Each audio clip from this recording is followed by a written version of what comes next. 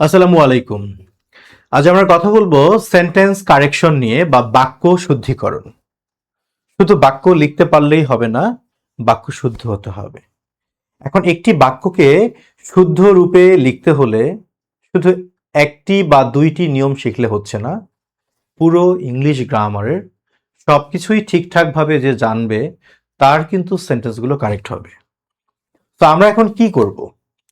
আমরা sentence correction শেখার সুবিধার্থে যেটা করব, পুরো ইংলিশ গ্রামারের যতগুলো লেসন বা টপিক আছে বা চ্যাপ্টার আছে, প্রত্যেকটা টপিক থেকে আমরা সেই বিষয়গুলো নতুন করে শিখব যেগুলো ভুল হবার সম্ভাবনা থাকে।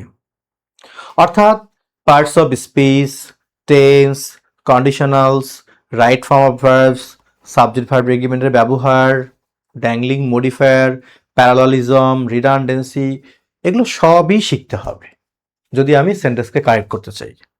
তো আমরা একটু একটু করে সবই শিখবো ইনশাল্লাহ। তবে একটাই প্রত্যাশা আমার, খাতা কলম হাতে নিয়ে ক্লাসটি করতে হবে। যদি কেউ মনে করে যে এই ক্লাস শেষে আমাকে টিচার পিডিএফ দিবে আর আমি পিডিএফ প্রিন্ট করে রেখে দিব, আমি তাকে লিখিত গ্যারান্টি দিতে পারি সে শিখবে না কিছু। যখন আমি হাতে লিখবো তখন আমার এটা ব্রেইনে রিস্ক করবে আর আমার এই শিখনটা ইফেক্টিভ হবে। So let's start sentence correction.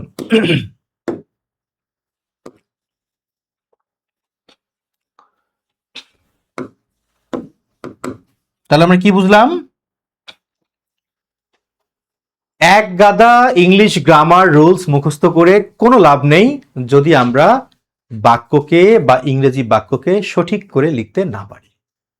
So আজকের আমাদের আয়োজন হচ্ছে সেন্টেন্স কারেকশন, যেখানে আমাদের কনফিউশন, যে জায়গাগুলোতে আমাদের প্রবলেম, যেগুলো আমাদেরকে বিভ্রান্ত করতে পারে, সেগুলোকে আমরা নতুন রূপে শিখবো যেন আমার সেন্টেন্স কখনো ইনকারেক্ট না হয়। তো আমরা সেন্টেন্স কারেকশনটাকে ধাপে ধাপে শিখবো। এখন আমরা যে কাজটা করব, খাতা কলম হাতে নিয়ে আমরা সুন্দর করে লিখব নাউন। মানে কি? মানে নাউন সম্পর্কে কিছু কারেকশন আমরা শিখব। সেটা আবার কিরকম, সেটা লিখলেই বোঝা যাবে। তাহলে আমার সাথে লিখে নিতে হবে যে নাউন সম্পর্কে আমাদের কোন বিষয়গুলো মনে রাখা জরুরি, কোন বিষয়গুলো মনে না রাখলে আমার সেন্টেন্স ইনকারেক্ট হতে পারে। প্রথম বিষয় যেটি আমি লিখব, নাম্বার 1, 1 নাম্বার, যেসব নাউন গণনা করা যায় না, যেসব নাউন গণনা করা যায় না অথবা গণনা করার রীতি নেই, যেগুলোকে আমরা বলি, তারা কি নাউন? তারা হচ্ছে আনকাউন্টেবল নাউন। হ্যাঁ, এটা আমরা জানি। যেসব নাউন গণনা করা যায় না তারা হলো আনকাউন্টেবল নাউন। আচ্ছা, যেমন এই যে মাথার চুল, হেয়ার, হ্যাঁ, তারপরে আসেন বালি মাটি, স্যান্ড, এয়ার বাতাস, এগুলো কি গুনতে পারবেন? পারবেন না। সুগার, চিনি, এগুলো আমরা গুনতে পারি না। এরপর আমি বললাম লাভ, ভালোবাসা, অ্যাফেকশন, স্নেহ, আমি বললাম ইনফরমেশন, এগুলো কিন্তু আনকাউন্টেবল নাউন। কেন? ইনফরমেশন মানে তথ্য, তথ্য তো গণনা করার কিছু নেই, তথ্যের তো কোনো বাহ্যিক অস্তিত্ব নেই, সুতরাং এগুলো আনকাউন্টেবল নাউন। আবার কিছু কিছু নাউন আছে যেগুলো দেখে মনে হয় আমরা বুঝি গুনতে পারি, কিন্তু আসলে সেগুলো গণনা করার কোনো রীতি নেই। ধরা যাক আমরা একটা বাগানে কয়টা প্ল্যান্ট আছে বা কয়টা গাছ আছে এটা গুনতে পারি, কিন্তু আমি যদি বলি উড, উড মানে কি? কাঠ। কাঠ কখনো গণনা করা যায় না। কাঠ যখন বাজারে বিক্রি হয় সেগুলো সিএফটি হিসেবে বিক্রি হয়, কাঠ কখনো গুনে গুনে বিক্রি হয় না। সুতরাং উড হচ্ছে একটি আনকাউন্টেবল নাউন। আবার যদি আমি বলি সোপ, মানে কি সাবান, এটাও আনকাউন্টেবল নাউন। প্রতিটি সাবানের প্যাকেটের গায়ে একটা ওজন লেখা থাকে, নেট ওয়েট, কত গ্রাম, 80 গ্রাম, 90 গ্রাম, থাকে না? কেন ওজন লেখা থাকে? আমি যখন এই চশমাটা কিনতে গেছিলাম, এটার গায়ে কি ওজন লেখা ছিল? কখনোই ছিল না। কেন? কারণ চশমাটা গুনে গুনে বিক্রি হয়, এটা কাউন্টেবল নাউন। বাট সাবান কখনো শুধু গুনে গুনে বিক্রি হয় না, সাবানের ওজন কতটুকু তার উপর তার দাম নির্ধারণ হয়। তো আমরা হাত দিয়ে সাবান গুনতে পারলেও সাবান কিন্তু কাউন্টেবল নাউন না, বরং আনকাউন্টেবল নাউন। তাহলে আমরা কি বুঝলাম? যে নাউনগুলো একদম গণনা করা সম্ভবই না, যেমন sugar, rice, water, soil, air, hair, এগুলো গণনা করা সম্ভবই না, আপনি পারবেন না, এরা আনকাউন্টেবল। আবার কিছু নাউন আছে যেগুলো হয়তো আমরা জোর করে গুনতে পারবো, কিন্তু সেগুলো গণনা করার কোনো রীতি নাই, ট্র্যাডিশন নাই, সেগুলো আনকাউন্টেবল। যেমন বললাম সাবান, চকলেট, বিস্কিট, আমরা গুনলেও এগুলো গণনার উপর ভিত্তি করে এদের মূল্য নির্ধারণ হয় না, বরং ওজনে হয়। সুতরাং এগুলো আনকাউন্টেবল নাউন। আর আরো কিছু আনকাউন্টেবল নাউন আছে যে নাউনগুলোর কোনো বাহ্যিক অস্তিত্ব নাই। যেমন ভালোবাসা, আপনি গণনা করা তো দূরের কথা, আপনি তো খুঁজেই পাবেন না, দেখবেনই না। সততা, দয়া, স্নেহ, এগুলোর কোনো অস্তিত্ব নেই, এরাও আনকাউন্টেবল নাউন। তাহলে আমরা বলতে পারি 3 ধরনের নাউন নর্মালি আনকাউন্টেবল নাউন হয়: যে নাউনগুলো কখনো গণনা করা সম্ভবই না, অথবা যেগুলো গণনা করা সম্ভব হলেও গণনা করার রীতি নেই, অথবা যেগুলোর কোনো বাহ্যিক অস্তিত্বই নেই, ধরা যায় না, ছোঁয়া যায় না, দেখা যায় না, এরা সবাই কোন নাউন? Uncountable noun. এখন আমরা যে বিষয়টা শিখব, এখানে আমাদের সতর্কতার বিষয়টা কি? আমাদের সতর্কতার বিষয়টা হলো, আমি সরি, সতর্কতার বিষয়টি হলো যে যারা আনকাউন্টেবল নাউন, হ্যাঁ মনে রাখবেন, সতর্কতার বিষয়টি হলো আনকাউন্টেবল নাউনকে প্লুরাল করা যায় না। That means uncountable noun can never be plural form. So uncountable নাউনকে প্লুরাল করা যায় না। স্পিকিং কি রাইটিং, যে কোনো ক্ষেত্রে আপনি আনকাউন্টেবল নাউন পেলে এটাকে প্লুরাল নাম্বার করা উচিত না। তার মানে কি হবে? এরা সবসময় সিঙ্গুলার নাম্বার হয়, এরা সর্বদা সিঙ্গুলার নাম্বার হয়ে থাকে। আনকাউন্টেবল নাউনকে প্লুরাল করা উচিত না, এরা সর্বদা সিঙ্গুলার নাম্বার হয়ে থাকে। এটুকু জেনে আমাদের কি লাভ? অনেক লাভ। আমরা আর বাক্য ভুল করব না। যেমন এটা সব লিখে নেব, এগুলো সব লিখে নেব, যখন আপনি হাতে লিখবেন তখন এটা আপনার মস্তিষ্কে পৌঁছাবে, আর যখন বইয়ে থাকবে, শিটে থাকবে, পৌঁছাবে না। এই জীবনে তো অনেক বই কিনছি, মনে আছে সব? নেই, কারণ লেখা হয়নি তো। এখন আমরা হচ্ছে এটার একটা প্রমাণ দেখে নেই যে কিভাবে প্লুরাল হয় না। আমি একটি বাক্য লিখি,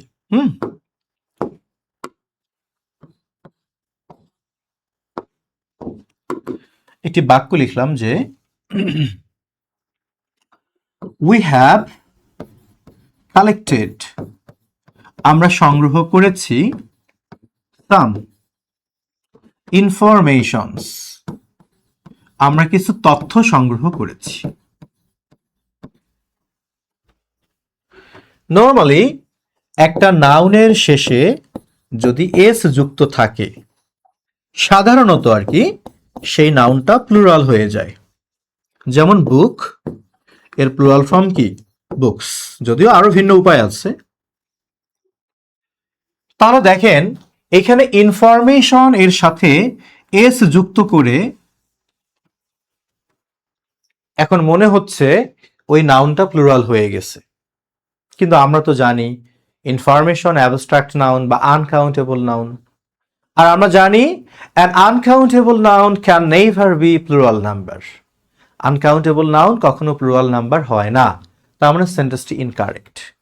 তো যদি আমি একে কারেক্ট করতে যাই তাহলে আমাকে লিখতে হবে উই হ্যাভ কালেক্টেড সাম, এই এসটাকে বাদ দিতে হবে, দিয়ে আমার লিখতে হবে information. We have collected some information. আচ্ছা,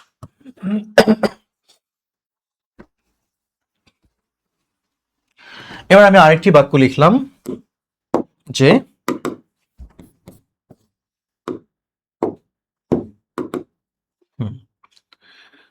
there are some furnitures, কিছু আসবাবপত্র আছে, ইন দ্য রুম, মানে কক্ষটির ভেতরে কিছু আসবাবপত্র আছে। এখন কেউ বলতে পারে যে এখানে ভুলটা কোথায়? ঠিকই তো আছে, ভুল হবে কেন? আচ্ছা, এটা বোঝার জন্য আগে ফার্নিচার জিনিসটা বুঝতে হবে। আমি এটা প্র্যাকটিক্যালি বোঝানোর জন্য কষ্ট করে হলেও এই মুহূর্তে আমার সামনে একটি চেয়ার আছে, এটা আমাকে দেখাতে হচ্ছে। এটা একটা চেয়ার, তাই না? চেয়ার কাইন্ড অফ কি ফার্নিচার। কিন্তু যদি আপনাকে আমি এটা কাউন্ট করতে বলি, আপনি কি গণনা করবেন এভাবে যে একটি ফার্নিচার, দুইটি ফার্নিচার, তিনটি ফার্নিচার? না, গণনা করার সময় আমরা এভাবে গুনি, একটি চেয়ার, দুইটি টেবিল, তিনটি বেঞ্চ, এভাবে। তার মানে চেয়ার, টেবিল বা বেঞ্চ বললে সেগুলো কাউন্টেবল, সেগুলো গণনা করা যায়। কিন্তু যখন বলবো ফার্নিচার, ফার্নিচার হিসেবে গণনা করার রীতি নেই। এই জন্য ফার্নিচার হচ্ছে এক ধরনের আনকাউন্টেবল নাউন। তো ফাইন, এখন আমরা জানি আনকাউন্টেবল নাউনকে প্লুরাল করা যাবে না। তাহলে উপায় কি? উপায় হচ্ছে এই বাক্যটা আমাকে সঠিক করে লিখতে হবে। এই যে সাম ফার্নিচার্স এর সাথে এস আছে, এটা বাদ দিয়ে আমাকে লিখতে হবে ফার্নিচার ইন দ্য রুম। তাহলে এখন ফার্নিচার কি হলো? Singular number. তো যদি এটা সিঙ্গুলার হয় তাহলে তো আমি আর লিখতে পারবো না, আমাকে লিখতে হবে কি ইজ। নাউন যদি প্লুরাল হয় তাহলে ভার্ব প্লুরাল হতো, নাউন তো আমার সিঙ্গুলার। তারপরে there is some furniture in the room, কক্ষের ভেতরে কিছু ফার্নিচার বা আসবাবপত্র আছে। মজার না বিষয়টা? তাহলে আমরা সতর্ক থাকবো, আনকাউন্টেবল নাউনকে প্লুরাল করা যাবে না। সে সব সময় সিঙ্গুলার নাম্বার হবে, তার ভার্বও হবে কি সিঙ্গুলার। আচ্ছা, এরপরে আমরা মানে এখন নাউন সম্পর্কে আর কি ডিটেলস জানবো। হ্যাঁ, নাউন সম্পর্কে আমরা ডিটেলস জানবো। এখন আরেকটি তথ্য আমরা লিখে নেই, এগুলো জানতে হবে। হ্যাঁ, এগুলো জানতে হবে। এগুলো না জানার কারণে মানুষ বাক্য লিখে হাজার হাজার, বাট বাক্য কারেক্ট হয় না, মার্কস আসে না। এবার লিখবো আনকাউন্টেবল নাউনের পূর্বে সরাসরি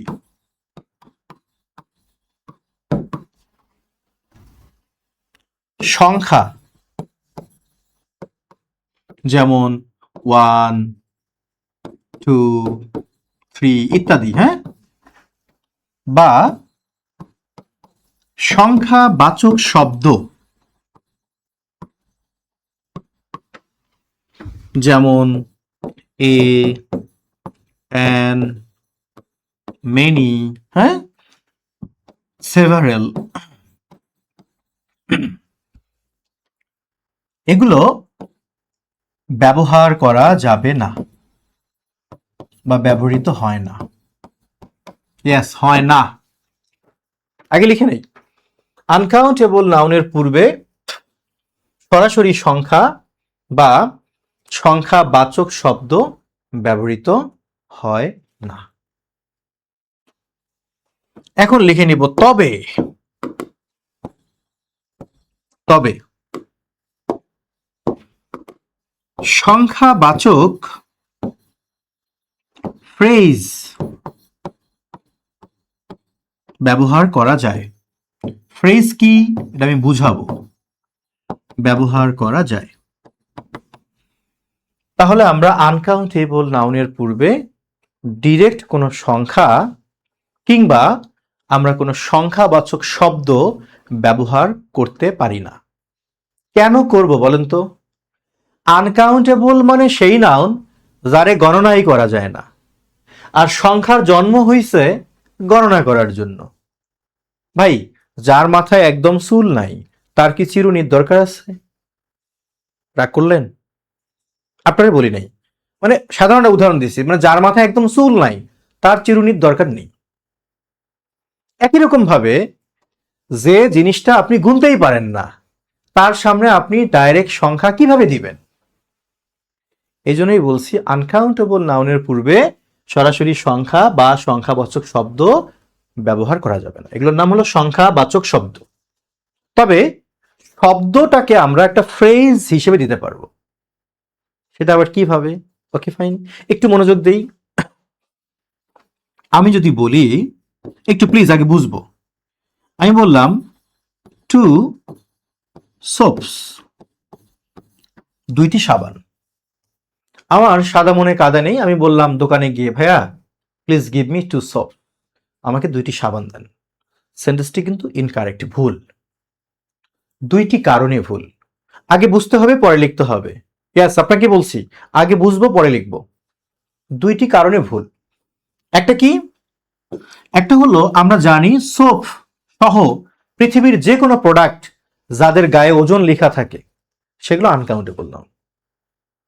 আমরা যেন কি শিখেছিলাম? আনকাউন্টেবল নাউনের শেষে এরকম এস যুক্ত করে প্লুরাল করা যাবে না। একটু আগেই নিয়মটা শিখেছিলাম। তার মানে আমি এখানে সোপস লিখতে পারবো না, আমাকে লিখতে হবে সোপ। 2 নাম্বার বিষয় হচ্ছে এরকম সরাসরি সংখ্যা দেওয়া যাবে না, সংখ্যাটাকে ফ্রেজ বানাতে হবে। সেটা আবার কিরকম? মানে আপনি 2টি সাবান না বলে 2 টুকরো সাবান বলতে পারেন, 2টি সাবানের বার বলতে পারেন, কিন্তু আপনি প্রয়োজনে 2 বস্তা সাবান বলতে পারেন, কিন্তু সরাসরি 2টি সাবান বলা যাবে না। তাহলে আমি বলতে পারি 2 বার্স। বারটা আমি প্লুরাল করব বার্স, কারণ বার মানে টুকরা আর কি, সাবানের বারগুলো। বার তো 2টা, তাই 2 এর কারণে বার্স হবে। মানে যখন আপনি সংখ্যা ব্যবহার করবেন, হ্যাঁ, সংখ্যা যদি 1-এর অধিক হয় তখন আপনার এই নাউনটা কিন্তু প্লুরাল হবে, মানে এস যুক্ত হবে। এই জন্য আমি বারটাকে বার্স করছি, কারণ 2টা তো। 2 বার্স অফ সোপ, এটা প্লুরাল হবে না কারণ ওটা আনকাউন্টেবল নাউন। তাহলে 2 সোপস না বলে 2 বার্স অফ সোপ, কিংবা 2 পিসেস অফ সোপ। এবার যদি আমি বলি, মনোযোগ দিব, এবার যদি বলি মেনি ফার্নিচার্স, মেনি ফার্নিচার্স। ভুল, একদম ভুল। কয়টা কারণে? কয়টা কারণে? 2টি কারণে। কি কি? প্রথম কথা, ফার্নিচার তো আনকাউন্টেবল, তাকে তো প্লুরাল করা যাবে না। তার মানে আমাকে লিখতে হবে কি? ফার্নিচার্স। ফার্নিচার লিখতে হবে। দ্বিতীয় হচ্ছে মেনি ডাইরেক্ট কোনো সংখ্যা না হলেও সংখ্যাবাচক শব্দ। সংখ্যাবাচক শব্দ, সংখ্যাবাচক শব্দ, ওকে, কিংবা সংখ্যাকে সরাসরি আনকাউন্টেবল নাউনের পূর্বে ব্যবহার করা যাবে না। তাহলে আমরা কি করব? এই সংখ্যাটাকে আমরা একটা ফ্রেজ বানাবো। কেমনে? আপনি বলতে পারেন যে মেনি পিসেস, পিস থেকে পিসেস অফ ফার্নিচার। অথবা আপনি বলতে পারেন ফার্নিচার সেট, সেট থেকে sets of furniture, many sets of furniture বা মেনি পিসেস অফ ফার্নিচার। তাহলে শেষবারের মতো আমি একটু বলে দেই, যারা আনকাউন্টেবল নাউন তাদের জন্য 2টি নিষেধাজ্ঞা আছে। এক, এদেরকে সরাসরি প্লুরাল করা যাবে না। দুই, তার মানে সিঙ্গুলার করতে হবে। দুই, এদের পূর্বে ডিরেক্ট কোনো সংখ্যা কিংবা সংখ্যার মতো মনে হয় এরকম সংখ্যাবাচক শব্দ ব্যবহার করা যাবে না। তবে আমরা সেই সংখ্যাটিকে একটি মানানসই ফ্রেজ হিসেবে ব্যবহার করতে পারবো, কিন্তু ডিরেক্ট সংখ্যা দিতে পারবো না। কারণ কি? কারণ হচ্ছে যার মাথায় চুল নাই তার চিরুনির দরকার কি, মানে এরকম আর কি কারণ। আচ্ছা, এখন যদি আমরা আনকাউন্টেবল নাউন থেকে বের হই, খেলা এখানেই শেষ না। এবার আমার নাউন সম্পর্কে আরেকটু জিনিস জানার আছে, অনেক তথ্য আছে। এবার লিখে নেবেন the plus adjective is equal plural common noun.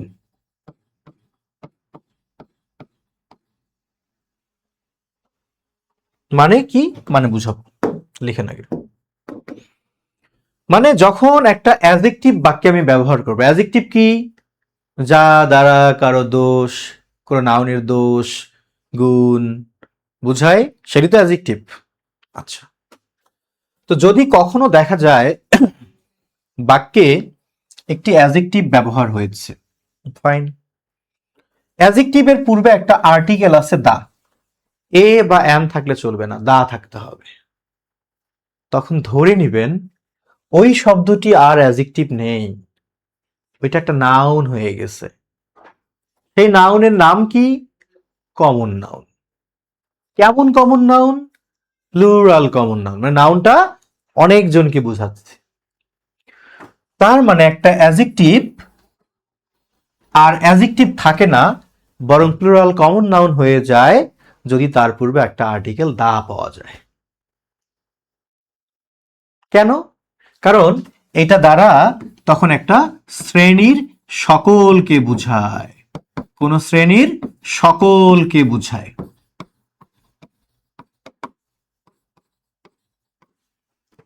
কিরকম? আমি যদি বাংলায় বলতে চাই যে সকল গরিব মানুষ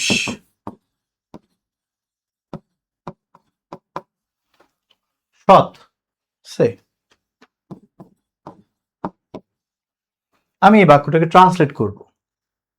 হয়তো আমি এভাবে লিখতে পারি, সকলের জন্য কি অল, গরিবের জন্য ইম্পোভারিস্ট বা পুর, মানুষের জন্য পিপল, তারপর একটা ভার্ব নিলাম আর, এবার হলো সৎ, এর জন্য কি অনেস্ট।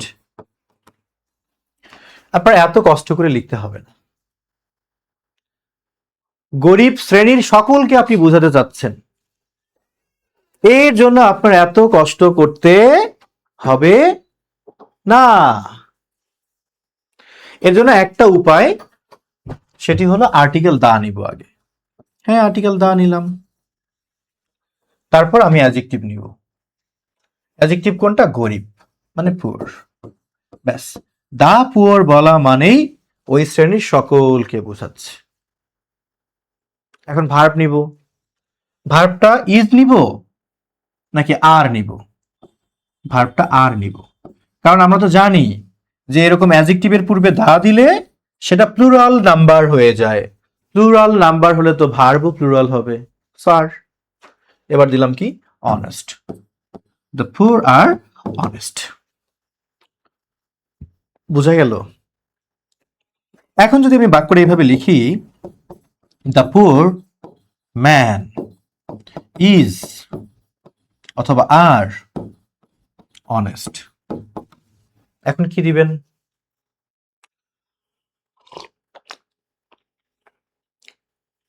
কি দিবেন? ইজ নাকি আর? এখন তো আর দেয়া যাবে না, এখন ইজ। কেন? ভাবতে পারেন যে কেন, পুয়ার তো অ্যাডজেক্টিভ, তার সামনে তো দা আছে। এই নাউনটা যে আছে, এই নাউন থাকার মানে এখন একজন গরিব মানুষকে বোঝাচ্ছে। ম্যান। তাহলে এখন আমার ইজ দিতে হবে। তার মানে এখান থেকে একটা শিক্ষা নিতে পারি আমরা, যখন দেখবেন অ্যাডজেক্টিভের সামনে দা আছে তবে অ্যাডজেক্টিভটার শেষে এই নাউনটা নেই, তখন বুঝবেন যে এইটা দ্বারা একটা শ্রেণীর সকলকে বোঝায়। বাট এই নাউন থাকলে কিন্তু আর হবে না, সকলকে বুঝাবে না, ওই একজনকেই বুঝাবে। ক্লিয়ার? তাহলে এবার যদি আমি একটা সেন্টেন্স দেই, আমি বললাম যে দ্য অনেস্ট ম্যান ইজ অথবা আর হ্যাপি। আরেকটা বাক্য দিলাম, লিখে নিব সেন্টেন্স গুলো। দ্য অনেস্ট ইজ অথবা are happy with what he or they has or have. প্রত্যেকটা অপশন থেকে একটা করে ওয়ার্ড বেছে নেন।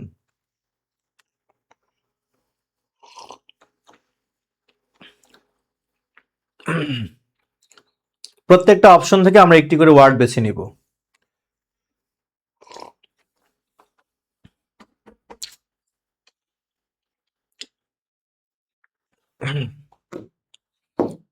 এখানে আমরা কি বাছবো? প্রথম বাক্যে অনেস্ট ম্যান, অনেস্ট অ্যাডজেক্টিভ, তারপর একটা নাউন আছে, কিন্তু এই নাউনটা থাকলে এটাকে আর প্লুরাল কমন নাউন ভাবা যাবে না। যখন এই অ্যাডজেক্টিভের পরে এরকম নাউন থাকবে না তখন এটা প্লুরাল নাম্বার হবে। তাহলে এখন একজন সৎ মানুষকে বোঝাচ্ছে, একজন, তার মানে আমি ইজ নিব। বাট দ্বিতীয় বাক্যে অনেস্ট হলো অ্যাডজেক্টিভ, তার সামনে দা আছে, অনেস্টের পর কিন্তু আর কোনো নাউন নেই, সরাসরি অ্যাডজেক্টিভ, শুধু অ্যাডজেক্টিভ। এরকম শুধু একটা অ্যাডজেক্টিভের সামনে দা থাকা মানে তখন সেটা প্লুরাল কমন নাউন হয়ে যাবে। এটা প্লুরাল মানে এরপরে যা বসবে সব প্লুরাল হবে। নাউন মানে কি? নাম। নাউন প্লুরাল মানে তার ভার্বও প্লুরাল হলো। এই নাউনটা প্লুরাল মানে এর পরিবর্তে প্রোনাউনও প্লুরাল হবে, দে।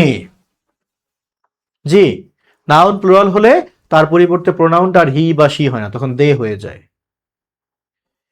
দে যেহেতু প্লুরাল হলো, তার ভার্বও প্লুরাল, হ্যাভ।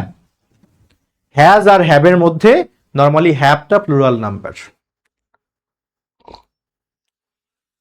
তার মানে আমার পুরো সেন্টেন্সটি হলো the honest are happy with what they have. তাদের যা আছে তাই নিয়ে সৎ মানুষরা খুশি থাকে। তো আমরা নিয়মটা মনে রাখবো, দা প্লাস অ্যাডজেক্টিভ মানে শুধু একটা অ্যাডজেক্টিভের পূর্বে দা বসলে সেটি প্লুরাল কমন নাউন হয়ে যায়, তার ভার্ব, তার প্রোনাউন সবকিছু প্লুরাল হয় এবং ওটা দ্বারা ওই শ্রেণীর সকলকে বোঝায়। আমি যদি বলি যে লম্বা মানুষগুলো বুদ্ধিমান নয়, সে দুষ্টমি করলাম, লম্বা মানুষগুলো বুদ্ধিমান নয়, আপনি কিভাবে লিখবেন? খুব সহজ, সামনে দা দেন, লম্বার ইংলিশ কি? টল। এখানে আর ম্যান, মেন এগুলো লিখতে হবে না, দা টল বললেই বুঝাবে যে সকল লম্বা মানুষ, এটা শ্রেণীকে বুঝাবে। The tall are not intelligent. দুষ্টমি করলাম, এটাকে কেউ সিরিয়াসলি নেওয়ার দরকার নেই। হ্যাঁ, লম্বা মানুষগুলো বুদ্ধিমান না। মজার না? এভাবে একটা অ্যাডজেক্টিভের সামনে দা দিয়ে ওই শ্রেণীর সকলকে বোঝানো যায়। আমি যদি বলি যে বাসালরা কম কথা বলতে পারে না, তাহলে আমি লিখতে পারি the talkative Kant speak less. মানে শুধু একটা অ্যাডজেক্টিভের সামনে দা দিলে ওই শ্রেণীর যারা আছে সকলকে বুঝাবে, মানে প্লুরাল নাম্বার হয়ে যাবে। ওকে,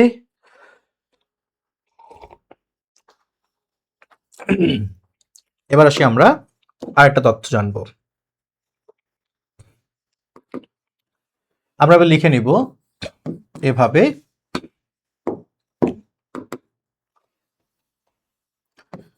দুইটি নাউন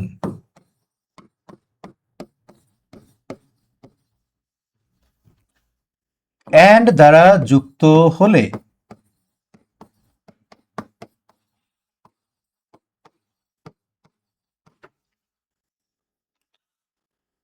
তার ভার্ব এভাবে লিখবো নিচে এসে সিঙ্গুলার নাম্বার হবে, সিঙ্গুলার নাম্বার হয়, ব্র্যাকেটে লিখবো যদি সমষ্টি বুঝায়,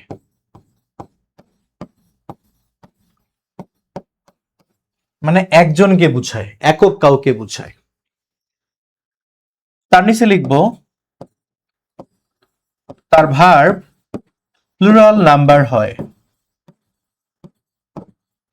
ব্র্যাকেটে লিখবো যদি ভিন্ন ভিন্ন নাউনকে বুঝায়, ভিন্ন ভিন্ন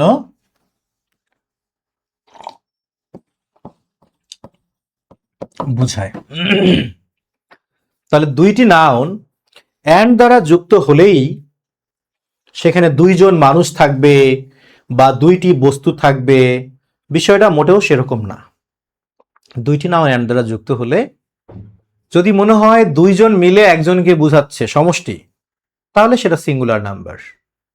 আর যদি মনে হয় সত্যি সত্যি তারা দুইজন ভিন্ন ভিন্ন, তাহলে প্লুরাল নাম্বার হবে। উদাহরণ হিসেবে আমরা একটা বাক্য লিখতেই পারি এভাবে, যেমন একটা মজার বাক্য লিখি, টম অ্যান্ড জেরি ইজ অথবা are two friends. Tom and Jerry দুই বন্ধু। এখানে কিন্তু বলেই দিছে টম আর জেরি মিলে বন্ধু কয়জন? দুইজন। তাহলে তো আমি আর লিখবই, দুইজন মানুষ, দুইটা কার্টুন বা দুইটা ক্যারেক্টার। এখন যদি লেখা হয় টম অ্যান্ড জেরি ইজ অথবা আর নাইস কার্টুন, মানে টম আর জেরি হচ্ছে একটা সুন্দর কার্টুনের নাম। এখন যেন কি হবে? এখন কি টম জেরি যার দ্বারা দুইজন আলাদা আলাদা কাউকে বোঝাচ্ছে? একদমই না। এখন আলাদা আলাদা কাউকে বোঝাচ্ছে না, বরং টম আর জেরি মিলে একটা কার্টুনের নাম বোঝাচ্ছে। টম জেরি দুইজন না, দুইটা মিলে একটা কার্টুন। তাহলে কি সমষ্টি হয়ে গেছে না?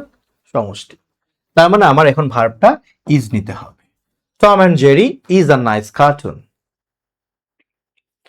একই রকম ভাবে যদি আমরা আরো কিছু বিষয় দেখে নেই, এক্সাম্পল হিসেবে আমি বললাম bread and butter,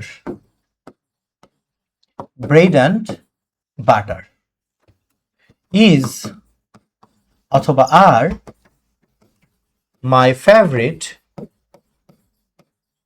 breakfast. Bread butter আমার একদম প্রিয় সকালের নাস্তা। কি দিব ইজ আর এর মধ্যে?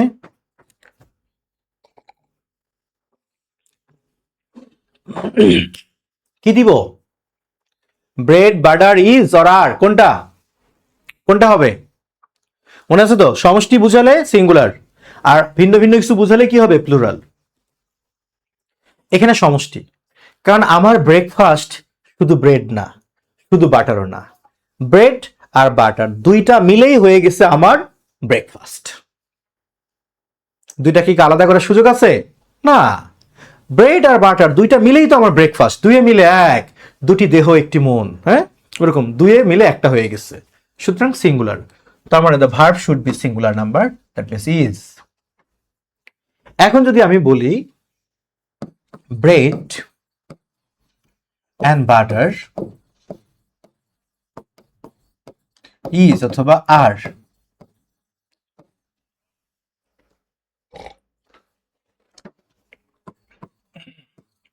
টু, সহজ করে লিখলাম this is the items for my breakfast. একটু ভিন্ন করে বললাম যে আমার ব্রেকফাস্টের মধ্যে দুইটা আইটেম হচ্ছে, একটা হলো ব্রেড আর বাটার। বলেই দিছে আমার দুইটা আইটেম, তাহলে কি আমি এখন ইজ লিখতে পারবো? Should I write is? Of course not.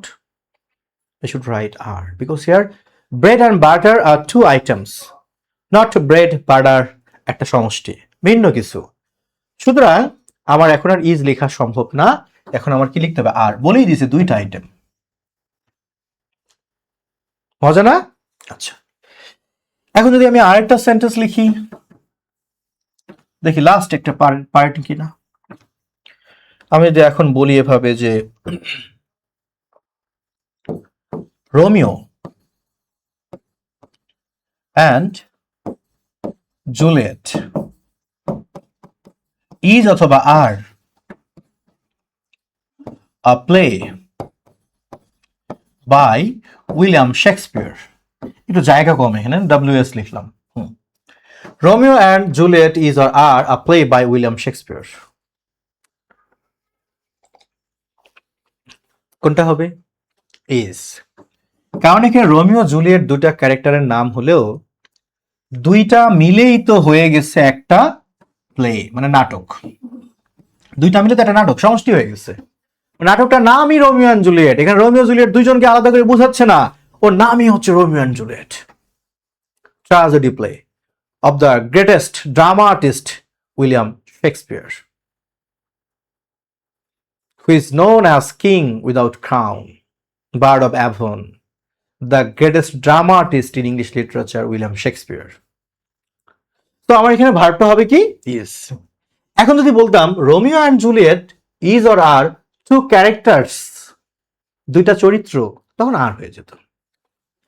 আচ্ছা, এবার আসি টাইম অ্যান্ড টাইড। এটাই ভাবতেছিলেন তাই তো?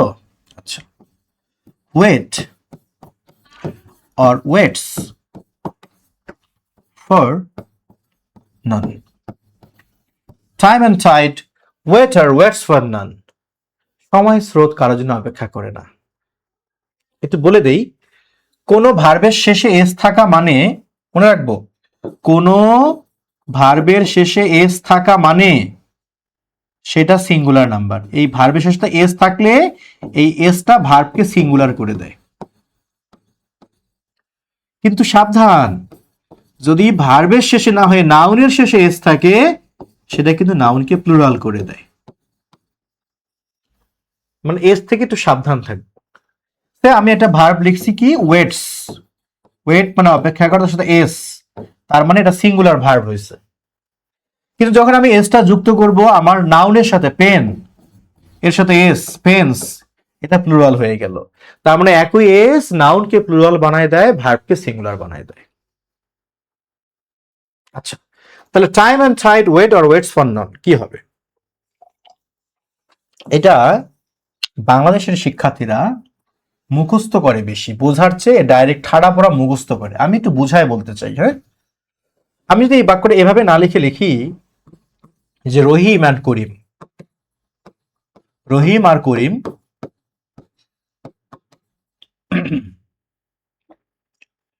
ইজ অথবা আর ওয়েটিং ফর নন, আমি একটু কন্টিনিউয়াস টেন্স করে দিলাম। সে রহিম করিম কারোর জন্য অপেক্ষা করছে না।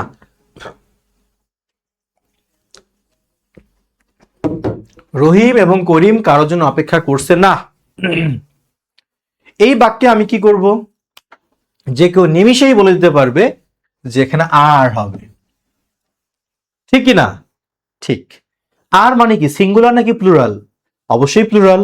আর ইজ হলে সিঙ্গুলার হতো, রাইট?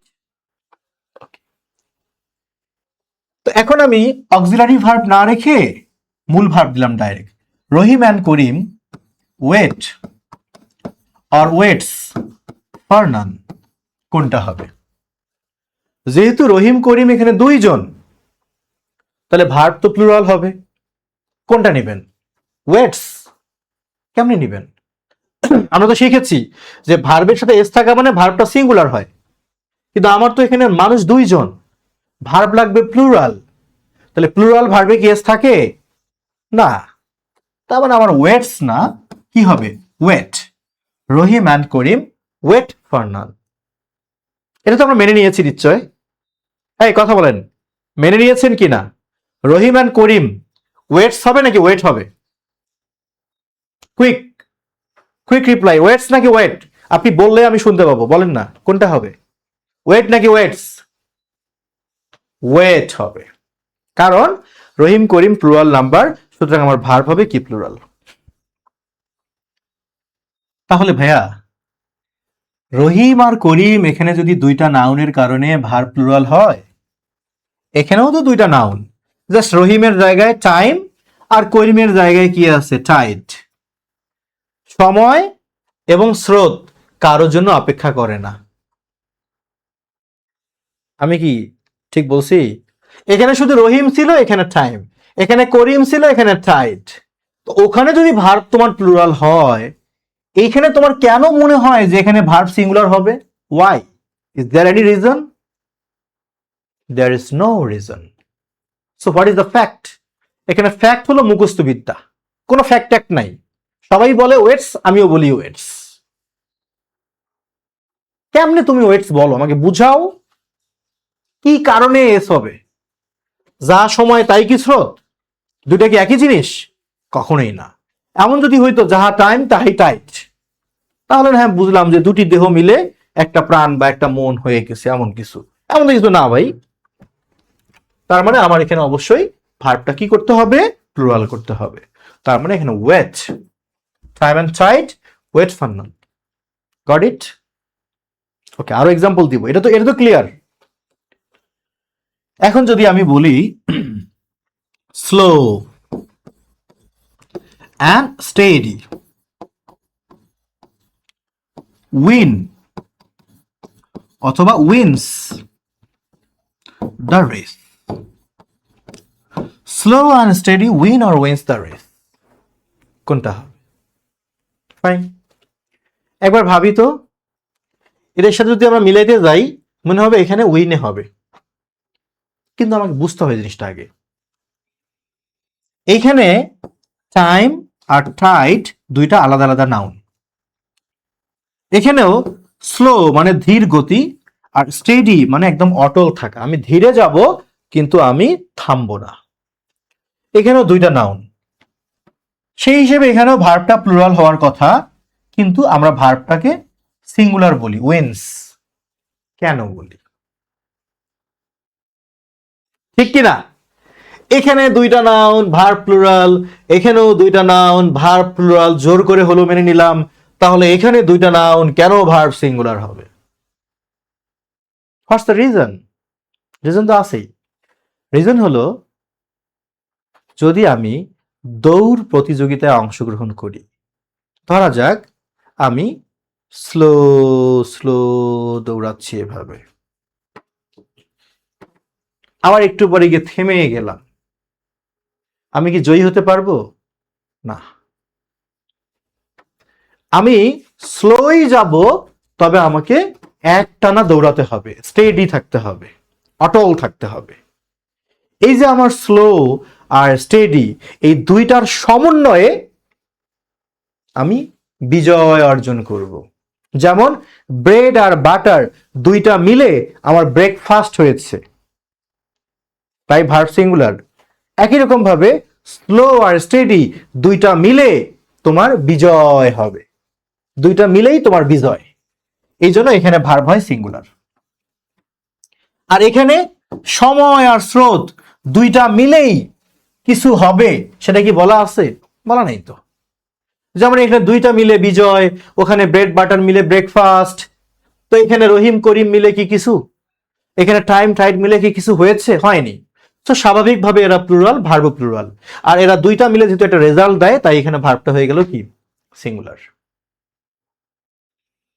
মজা না? অনেক মজা, অনেক মজা। আচ্ছা, এবার আরেকটা তথ্য আমরা জানবো নাউন সম্পর্কে। আমরা এবার লিখব কালেকটিভ, যার বাংলা অর্থ সমষ্টি বা চোখ। হ্যাঁ, কালেকটিভ বা সমষ্টি বা ইউনিটি। ইউনিটি মানে কি? ঐক্য। হ্যাঁ, ঐক্য, এগুলো বুঝাতে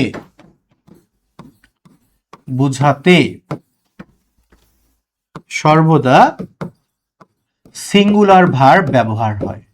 স্বাভাবিক, অনেকগুলো মানুষ একটা কালেকটিভ দলে রূপান্তর হয়েছে।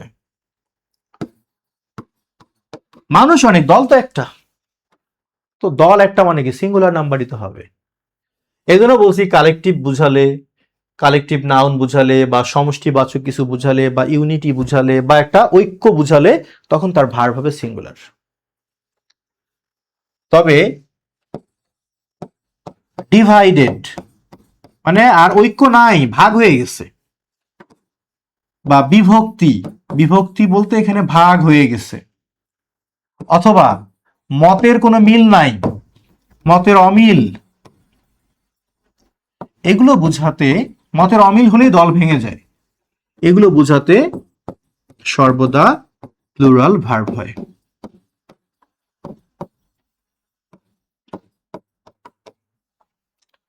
মতের অমিল বুঝাতে সর্বদা প্লুরাল ভার্ব হয়, মনে থাকবে। তাহলে যখন বিভক্তি, মতের অমিল, ভেঙে যাওয়া বুঝাবে তখন ভার্ব হবে প্লুরাল, আর সমষ্টি যখন বুঝাবে তখন ভার্ব হবে কি সিঙ্গুলার নাম্বার।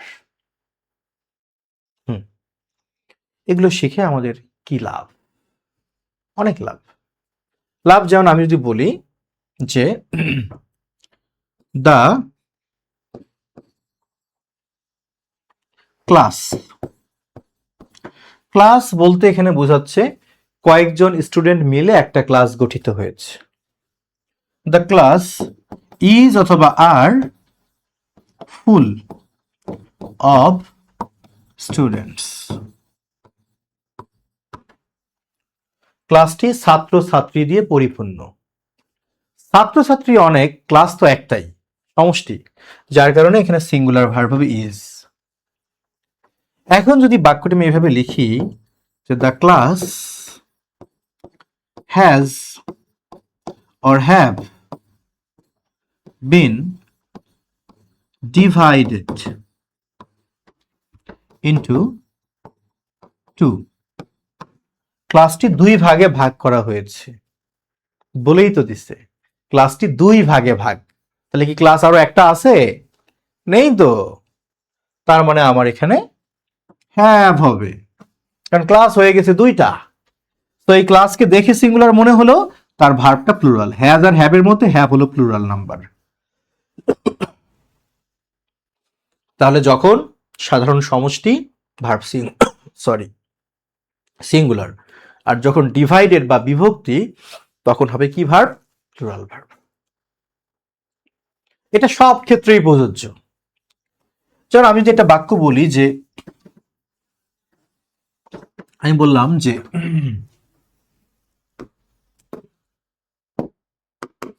5 years, 5 বছর, ইজ অথবা আর a long time, 5 বছর মানে একটা দীর্ঘ সময়। ইজ নাকি আর? স্বাভাবিকভাবে 5 years এর দিকে তাকালে মনে হয় 5 বছর, একের অধিক মানেই তো প্লুরাল, তাই না? হ্যাঁ, প্লুরাল, কথা সত্যি।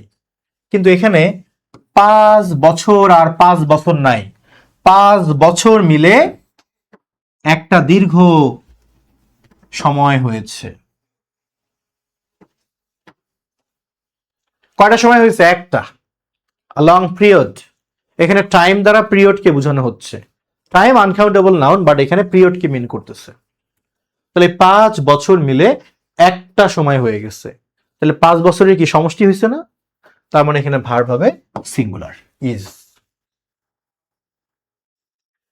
এখন যদি বাক্যটা আমি এভাবে লিখতাম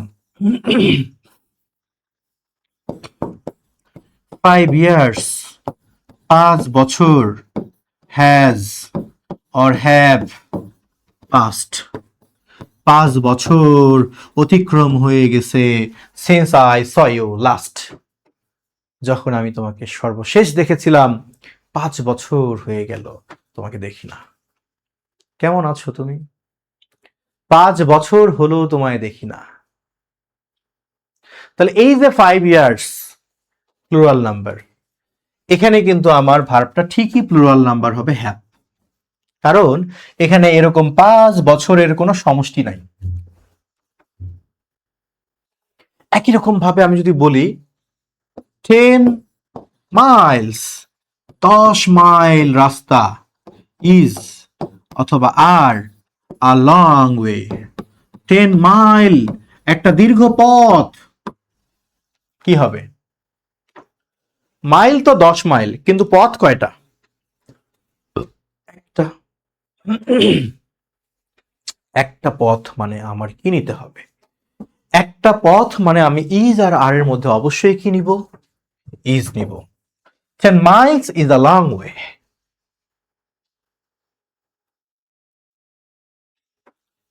Do you want to go there? Yes, I want. I wish. Do you know how far the place is from here? তুমি কি জানো ওই স্থানটা এখান থেকে কত দূরে অবস্থিত? No, I don't know. আমি জানি না। It's 10 miles from here. এখান থেকে 10 kilometre. What? 10 miles is a long way. It's not possible for me to go there. আমার পক্ষে সেখানে যাওয়া সম্ভব না। এই যে কনভারসেশনটুকু এমনি এমনি হয়েছে না, কিছু ওয়ার্ড, গ্রামার রুলস, সঠিক বাক্য, ভার্বের প্রয়োগ, প্রেপোজিশনের প্রয়োগ সব মিলে আমি মুখ দিয়ে এই 2-3টা বাক্য বলতে পারছি। যারা মনে করে গ্রামার শিখে লাভ নেই, আর ইংরেজি ভাষা মানে আমরা স্পিকিং এবং রাইটিং শিখবো, রিডিং শিখব, বোকা। অলসদের জন্য এইসব স্লোগান পছন্দের। কেউ যদি অলসদেরকে বলে যে গ্রামার ছাড়াই স্পোকেন ইংলিশ শিখুন, শুনলেই ভাল লাগে, হ্যাঁ তাই তো।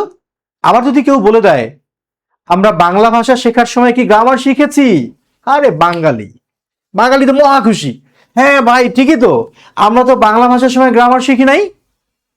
তাহলে অমুক স্যার গ্রামার শেখায়, ধর ওই স্যার রে, হুজুকে বাঙালি। তুমি বাংলা গ্রামার ছাড়াই বাংলা ভাষা শিখছো, বাট তোমার ভাষা কি শুদ্ধ? আমার ভাষা কি শুদ্ধ? অবশ্যই না। একটা বাংলা বাক্য গিয়ে আমরা বলতে গিয়ে 14টা ভুল করি। কেন ভুল করি? ওই যে অহংকার করো, আমি বাংলা ভাষা শেখার জন্য গ্রামার শিখছি, শেখানোর জন্য তোমার ভাষা ভুল হয়। শুনতে কেমন শোনাচ্ছে, এটা সত্যি কথা। সুতরাং ভাইয়া এখন কি বলবেন যে তাহলে ইংরেজরা কেমনে, ওদের ভাষাও ভুল হয়? নেটিভরা কি মনে হয় ওরা বাইবেল, সংবিধান? কখনই না। নেটিভ মানে সে যা বলবে তাই কি রাইট? আপনি বাঙালি, আপনি যে বাংলা বলেন সেটা কি বিশুদ্ধ? নো। ইংরেজরাও ইংরেজি ভুল করে, অবশ্যই ভুল করে, গ্রামাটিক্যালি তাদের প্রচুর এরর আছে। অর্থাৎ আপনি বাংলা, আরবি, ফার্সি, হিন্দি যা মন চাই শেখেন, আপনার কিন্তু গ্রামারের প্রয়োগ। শুধু চাকরির পরীক্ষা, কম্পিটিটিভ এক্সামের জন্য ইংলিশ গ্রামার দরকার, দ্যাটস নট ট্রু। ইংরেজি ভাষা যেভাবেই শিখতে চান আপনাকে গ্রামারের সঠিক প্রয়োগ জানতেই হবে। যাই একটু আবেগে বললাম, আশেপাশে বিভিন্ন রকম চিত্র দেখে আর কি শুনে বলি, হ্যাঁ। 10 miles is a long way. এখন আমরা লাস্ট আরেকটা নিয়ম লিখব, সেটি হলো আমরা লিখব একই অর্থ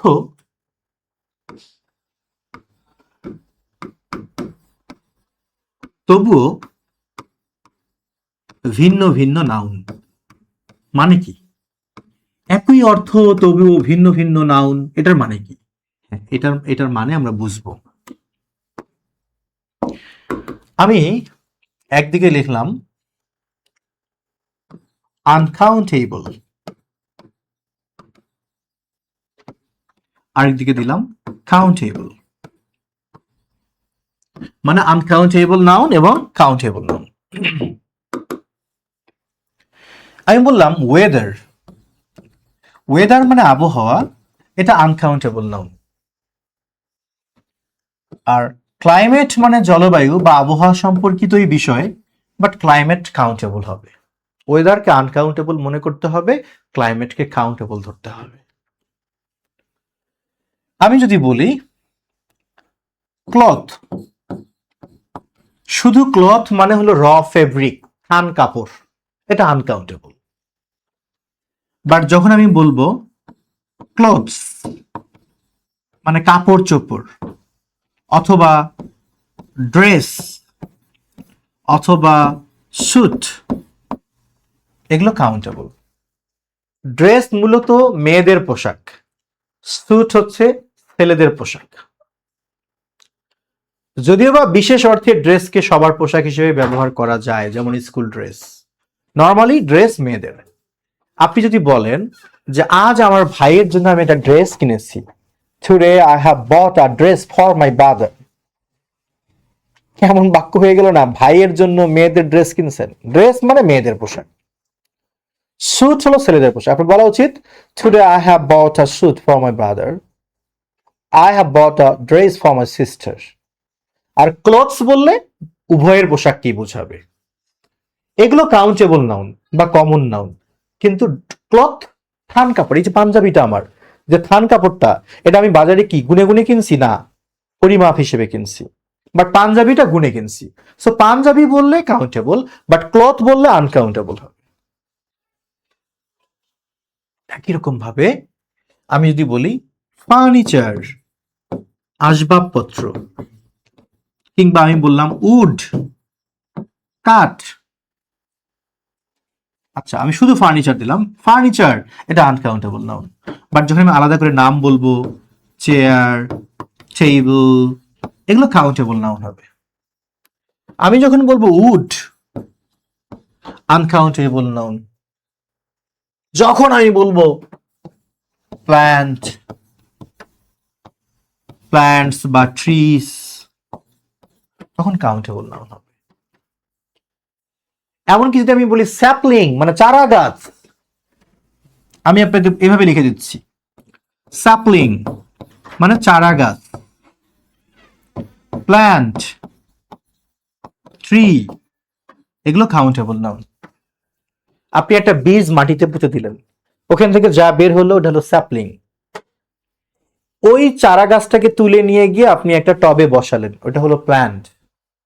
ওটা যখন বড় হয় সেটা হয়ে গেল কি? ট্রি। যদিও বা আমরা গণহারে সবাই ট্রি বলতে পারি। যাই হোক, ওগুলো কাউন্টেবল নাউন, উড হলো আনকাউন্টেবল নাউন। ক্লিয়ার? আচ্ছা, আমি যদি বলি ওয়ার্ক মানে কাজ, এটা আনকাউন্টেবল। আবার জব মানেও কাজ, কিন্তু এটা কাউন্টেবল। আমি যদি বলি যে ইলেকট্রিসিটি, এটা আনকাউন্টেবল। আর যদি আমি বলি ব্যাটারি, এটা কাউন্টেবল। একই অর্থ প্রায়, কিন্তু ওটা কাউন্টেবল, এটা কি আনকাউন্টেবল। আমি যদি বলি সিনারি, সিনারি হচ্ছে প্রাকৃতিক দৃশ্যের সাধারণ উপস্থিতিকে আমরা বলি সিনারি, এটা আনকাউন্টেবল।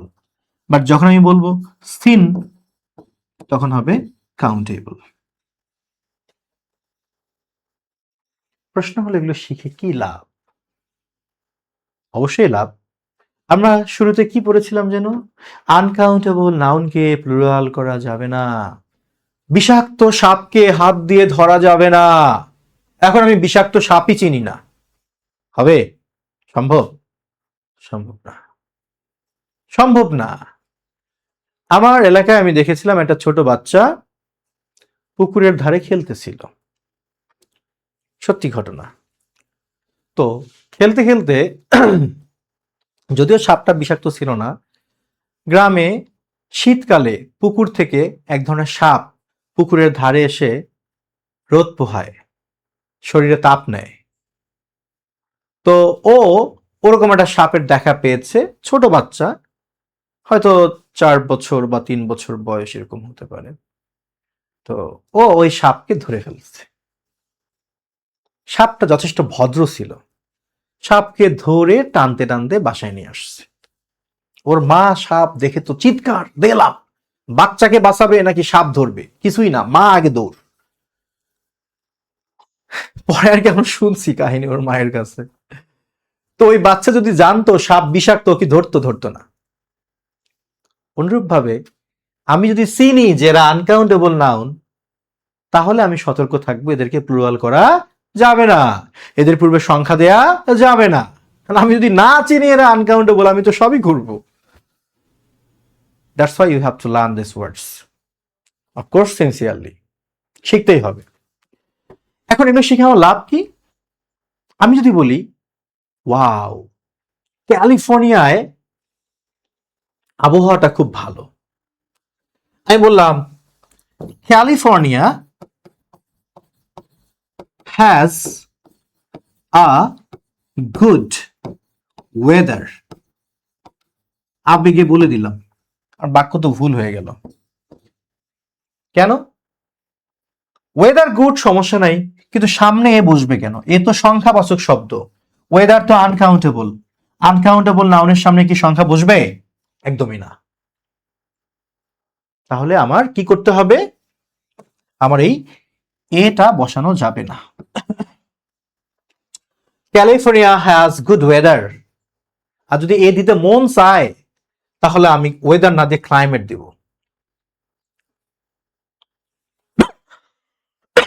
সরি,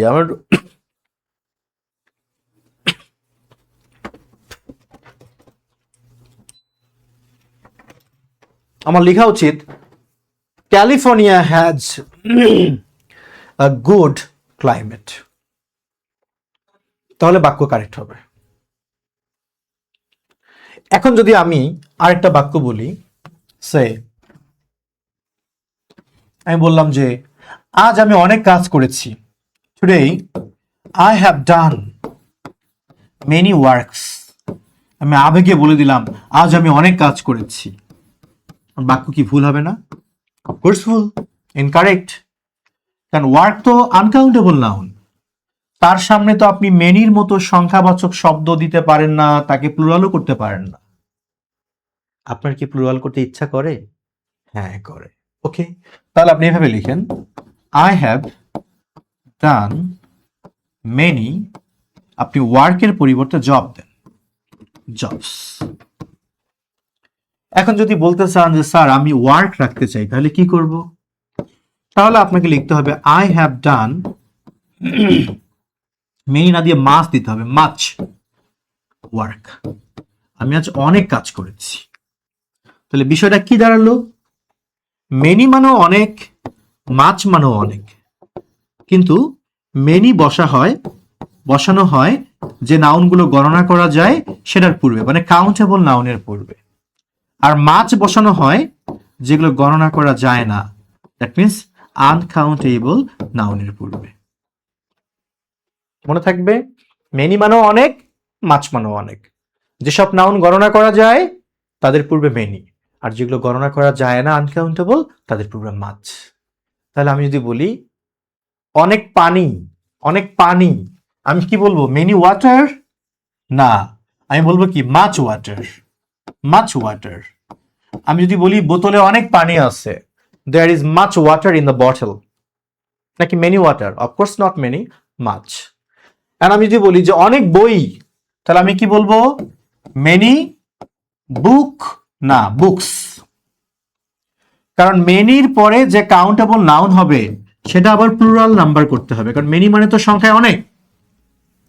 কিন্তু মাছের পরে যে আনকাউন্টেবল নাউন, আমরা তো আগেই জানি আনকাউন্টেবল নাউনকে প্লুরাল করা যাবে না, সিঙ্গুলার। তাহলে দুইটা বিষয় মনে রাখতে হবে, মেনি এরপরে কাউন্টেবল নাউন হয় এবং সেটা প্লুরাল নাম্বার, মাছ এরপরে আনকাউন্টেবল নাউন হয় and that should be singular number. এই যে আমি আপনাদের সাথে 1 ঘন্টা 10 মিনিটের মতো 12 মিনিটের মতো বকবক করলাম, আলোচনা করলাম, মানে আনুমানিক 1 ঘন্টা 10 মিনিট, জানি না এক্স্যাক্টলি। কি শিখলাম? আপনার কাছে মনে হতে পারে কিছুই শিখি নাই, তো কয়েকটা জিনিস শিখছি। আপনার কি মনে হয় আমি কি ফাস্ট আলোচনা করতে পারি না? অফকোর্স পারি। আমি যদি চাইতাম এই 1 ঘন্টায় আমি নাউন, ডিটারমিনার, নাম্বার, জেন্ডারের সব কনফিউশন দূর করতে পারতাম। কিন্তু আমি চাই অনলাইন ক্লাস আপনি আরামে করবেন, কানে হেডফোনস থাকবে কিংবা না থাকুক, সুন্দর করে বসে কিংবা শুয়ে আপনার আরামদায়ক পজিশনে আপনি পুরো ক্লাসটা করবেন প্রথমবার। দ্বিতীয়বার আপনি সুন্দর করে ক্লাসটা, ভিডিওটা পজ করে করে থামিয়ে আপনি খাতায় নোট করবেন। বিলিভ মি, এই যে খাতায় যে নোট করবেন, নোট করার ফলে আপনার 50% এটা মুখস্থ হয়ে যাবে, শেখা হবে। আর যখনই আপনি নোট না করে পিডিএফ প্রিন্ট করে রেখে দিবেন কিংবা আপনার ডিজিটাল ডিভাইস বা ফোন বা ল্যাপটপে সেভ করবেন, ওটা ওই জায়গায় থাকবে, ওটার কাজে আসবে না। যদি আসতোই, এই জীবনে কি আমরা কম ইংলিশ গ্রামার কিনেছি? প্রত্যেক ক্লাসই কিনেছেন, কই সেগুলো কি মাথায় আসছে? সব নেই তো। কেন নাই? কারণ আপনার কোনো নোটস নেই। এটাই সাইকোলজি বলে যে আমরা যখন কিছু লিখি এবং শিখি সেটা দ্বিগুণ ইফেক্টিভ হয়। সুতরাং সকল ধরনের আলসেমি বাদ দিয়ে লিখবো, নোট করব, শিখব, সফল হবো ইনশাল্লাহ। আজকের ক্লাসটি হচ্ছে আমার সেন্টেন্স কারেকশনের জন্য একটা সূচনা ক্লাস। শুধু আপনাদের সাথে একটু পরিচিত হলাম, জানিয়ে দিলাম আমি রুবেল রানা ইএনজি লার্নিং এর পক্ষ থেকে সেন্টেন্স কারেকশনের পর্ব শুরু করলাম। এই পর্ব এখানেই শেষ? একদমই না, আজকে সূচনা মাত্র।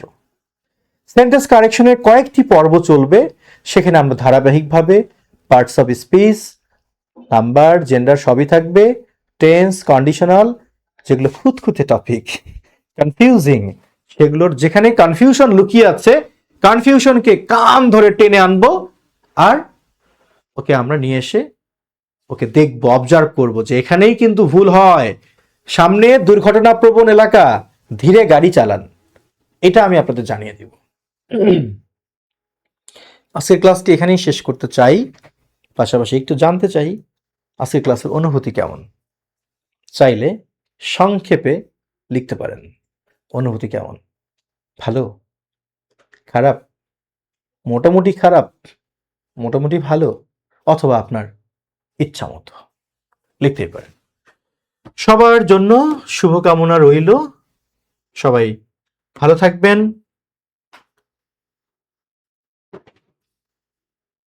আসসালামু আলাইকুম।